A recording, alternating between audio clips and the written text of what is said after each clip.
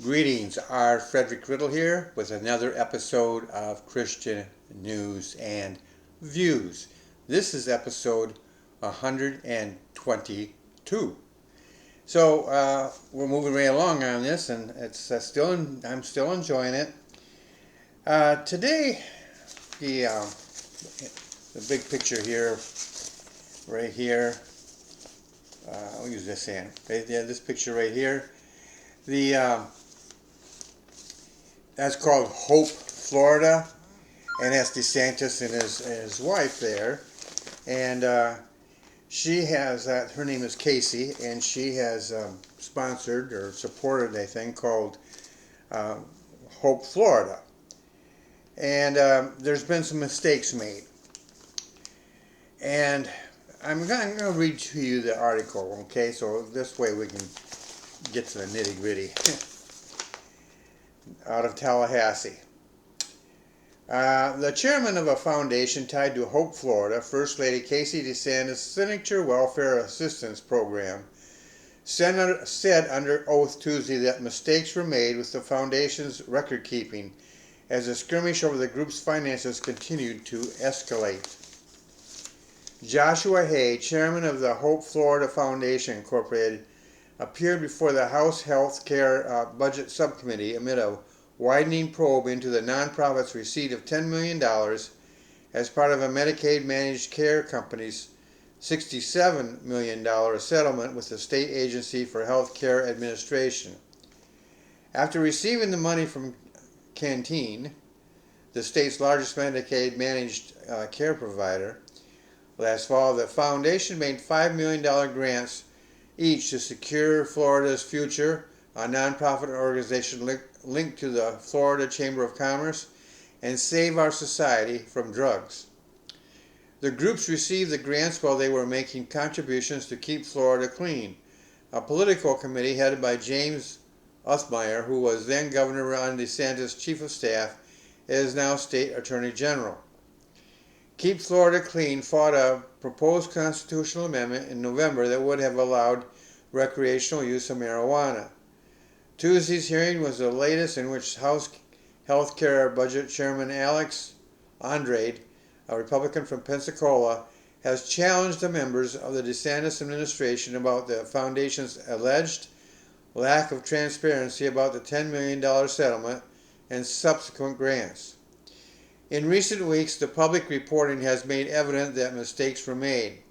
There are lapses in reporting procedures. The foundation was not provided with the staffing support necessary to ensure all matters were being quickly and appropriately handled. Hay, who was accompanied by an attorney, told the House panel. He said his organization is having a board meeting Thursday to address its governance structure and other issues, including missing federal tax reports known as 990s, highlighted in the House's inquiry. Andrade, who took the unusual step of requiring Hay to testify under oath, accused Othmeyer of funneling the money from the Medicaid settlement through the foundation to help pay for the effort to defeat the proposed constitutional amendment, known as, go to page 4 here,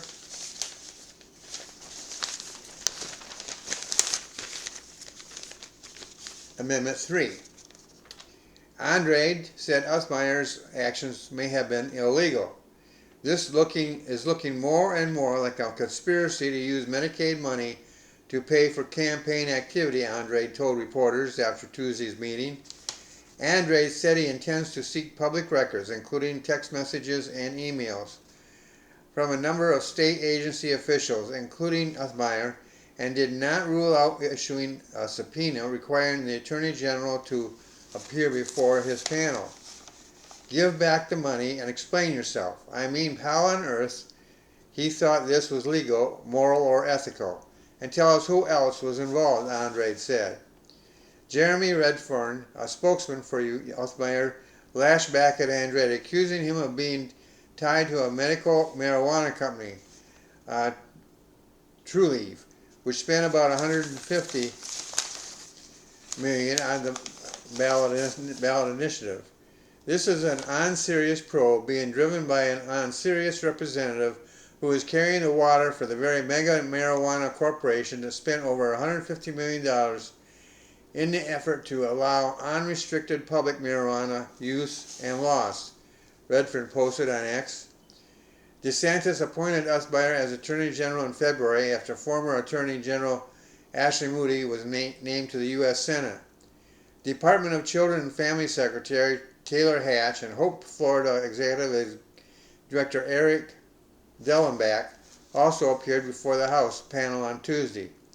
As Andre grilled Hay and the DeSantis administration officials, the governor and First Lady held a lengthy appearance in Andre's hometown to announce that Hope, Florida, a program that operates in numerous state agencies, was expanding to include liaisons at state colleges.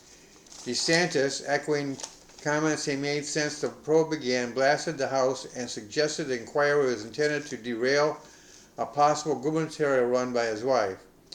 This is manufactured hoax, and you have liberal media and liberal Democrats pushing this, the governor said during an event at Pensacola State College.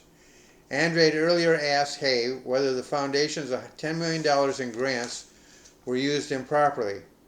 I had no reason to believe there was anything odd about those grants. Like all of you, I am eager to understand how these funds were utilized to enhance oversight and accountability, Hay said.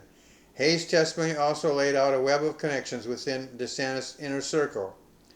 Hay said he hired Jeff Aaron, an attorney with close ties to DeSantis, as the foundation general counsel after being introduced to him by David Dewhurst, who is almost Othmeyer's chief of staff and worked alongside Othmeyer in the governor's office. The foundation also has hired attorney Mohammed Jahzil, an attorney with the firm Holtzman, Vogel Baron Torchinsky, and Joseflik, who frequently represents the state in federal litigation, to help cure the deficiencies with his paperwork, Hay said Tuesday. The foundation also contracted with an accounting group 2 weeks ago, according to Hay.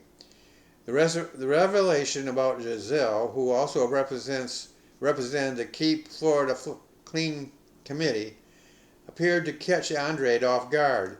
The representative asked Hay to consider using a lawyer who worked for the Department of Children and Families, the state agency affiliated with the foundation. I have serious concerns about what might be occurring in the post-dating of documentation in an attempt to justify and cover up what actually happened, Andrade said.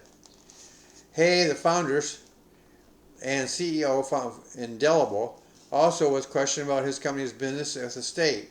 Indelible has linked more than 30 contracts totaling more than $119 million with state agencies, including the Department of Children and Families since 2021, according to the state chief financial officer's website. The bulk of the contracts deal with emergency management preparedness or response. Hay said his company, founded in 2018, achieved success before his appointment as chairman of the foundation in 2023. We are friends of the administration. We are friends of the legislature. We know people. We do good work, Hay said.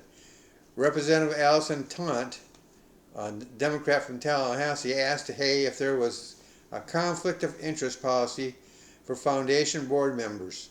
Two lobbyists, Jake Farmer and Fatima Perez, serve on the foundation's 5-member board. Hay said that was a deficiency that would be addressed on that Thursday's board meeting. Tom said she was astonished at how the foundation operated. I'm trying to wrap my head around how this happens and how we prevent it from happening again, she said. Andrade also asked Hatch who dropped the ball on ensuring the requisite paperwork was filed. It's clear that there was responsibilities of the department and responsibilities of DSO, the Direct Service Organization or Foundation, from what I've been able to gather. The DSO thought DCF was handling some things. DCS thought the DSO was handling things. And so we are absolutely committed to making sure the necessary documents are in fact delivered in advance of Thursday's foundation meeting, Hatch said. Now here's my opinion on this whole thing. And I don't classify myself as a lawyer because I'm not. I don't know all the legal intricacies of this, but something smells. And it's not the foundation or how it's going. It's this Andre character. First of all, I think he should step aside. It sounds to me like he is very biased. He lost an election, $1 million election at that, and it sounds like he's coming after um, his opponents. Happen to be in the same party, by the way. So this is something that just has a stench about it. You got to remember we're reading this out of a newspaper, which is probably not. I don't know much about the what do they call it. It wasn't the APS. It was the News Service of Florida. So I don't know a whole lot about them, but I wouldn't be surprised if they're a liberal, just like the AP. So you don't know what's facts and what isn't here. It does sound to me like Hatch and those who are involved with the Hope Florida are trying to find out what went wrong, the mistakes that were made, and trying to correct them. But instead of helping them and maybe even giving them some proper advice, we see the Republicans going after them and making accusations, by the way, and sort of that encourages the Democrats to join the party, so they did.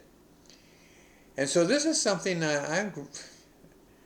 it really is why I am an off-again, on-again Republican. I happen to believe in the Republican principles. Small government, a government that's based on the people, on the Constitution, the written one, not the one that the Democrats pretend exists. I tend to favor those principles. But when Republicans get into power, when Democrats get in power, they abuse the system. When Republicans get in power, they abuse one another. Neither one is what we elected them for.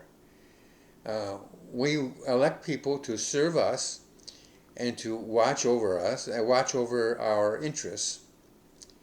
And Andre is claiming that's exactly what he's doing, but he's got a connection here that just disqualifies him right from the get-go. He should not be involved in this. He should step aside.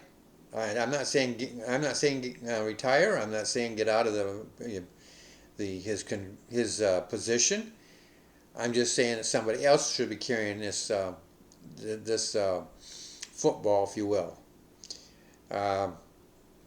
It just makes all the things that he's saying, all the accusations he's making, suspect.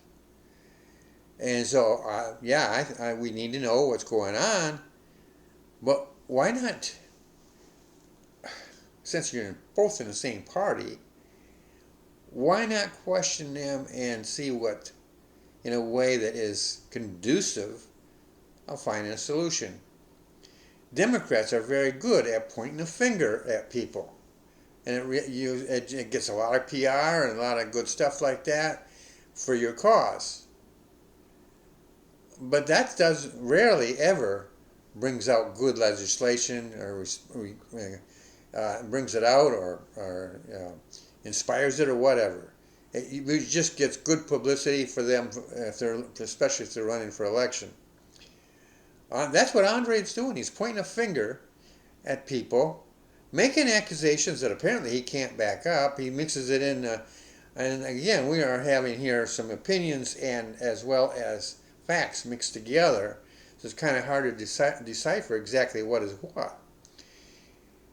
But I've been around long enough to smell a rat. And so this kind of has a smell to it.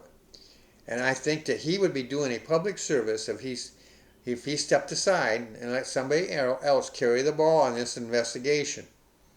And whoever they do whoever they choose, should somebody who is reasonable and will extend the cooperation of the legislature with this Hope Foundation and everything else involved here, and work together with them to find out the truth.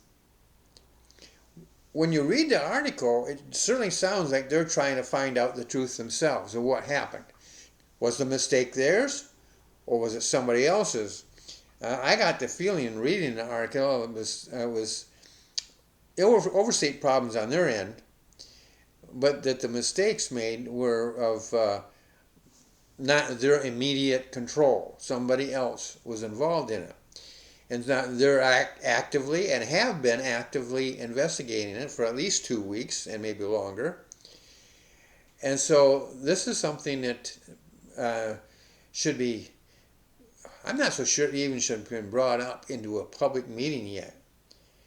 This is something that they should have been, some investigation, and to see the people who are involved in this seem to be very honorable people, very people who have a stellar record. It's not like these are people that you would normally suspect of wrongdoing. So why would you immediately go to that point of view?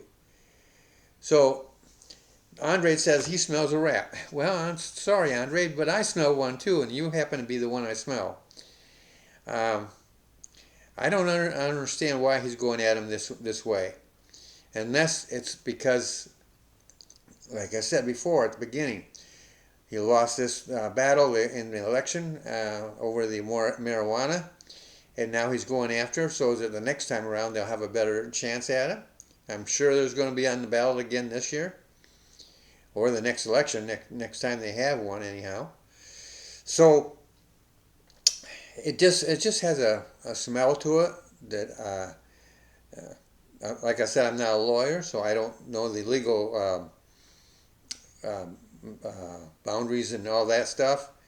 But I just know that there's an aroma coming in here that just does not quit. And I find the article very disturbing. And I would like to know the truth myself. But I'm willing to listen and to hear what is said. And for the questions to be appropriate questions, not angry questions, not challenging questions. I got tired of hearing them out of Democrats who would make statements that were unfounded and usually based on falsehoods. I'd rather hear, if they're going to make an accusation, base it on some real facts, not your opinion. Our feelings. I'm entitled to have an opinion. You, Mr. Android, are required to do more than that. You have access to all sorts of legislative tools, governmental tools, to find out the truth. And one of them that you're using, you're actually, to my opinion, kind of misusing, because you're making accusations without any real facts. See, I can make an opinion because my opinion, in the long run, it has no impact on any government body. I get it out there, and the public either accepts it or doesn't. When you're stating a public an opinion on public record in a government position, then it gives credence to what you're saying, and people are going to start believing that what you're saying is true, even if what you're saying is not true. So I really think that you should look at the fact that you do have a connection, that it colors your whole approach. And the whole thing, to me, sounds manufactured. And so I would, if you're going to investigate it, do it in the proper way, not only using the proper channels, which you are using, would seem that you're using, but do it in the proper, respectful way, so that we can find out the truth. Give them a chance, the opportunity to find out in their own house what's going on, so they can then report back to you. And the government, by the way, has the power to investigate themselves. And so I just, that's my opinion on this. Um, Perhaps you have a different opinion out there on why this is going, why a man who is so closely associated with the marijuana issue, which lost in a not too long ago election, a very recent election, why he is heading up this, why he hasn't excused himself like a judge would. I think he should think of that very seriously. But maybe you don't disagree with that. Maybe you take his support. Well, give me reasons why I should take his thing more seriously than I do. I mean, he makes a lot of accusations. I agree with you on that. But I can't get past the fact that this marijuana election, that does sound like that's exactly what he's doing, and he can deny it, but that's going to color everything he says. And meanwhile, we're going to sit out there here with an issue that so far has not been resolved. So let's get busy. If you're gonna go down this and investigate it, do it in a proper way and in a responsible way, and forget all the anger and everything. Leave that to the Democrats. They've mastered that tool. Use a more proper, business-like, governmental-like approach. Reason and find out what's going on. And then if you need to take action, then you can take it. But don't do this grandstanding. It doesn't work well. Not for a Republican and not for you. Well, that's it today. I hope you've enjoyed this. And down right below, if you like to watch this show, this podcast, and you haven't subscribed yet, I encourage you to do so. You see, the thing is that when you subscribe to this channel, then you are supporting me. You are encouraging me.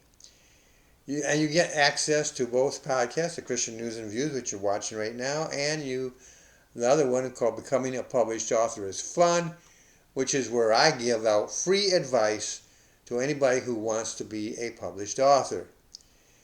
And if you do, when you do this, subscribe to the channel, you encourage me to continue to do what I'm doing, which is to create episodes that will inform, encourage, and inspire you.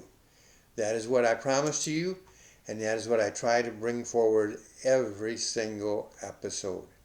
Well, that's it for today. I hope you have a great day, and I'll see you in the next episode.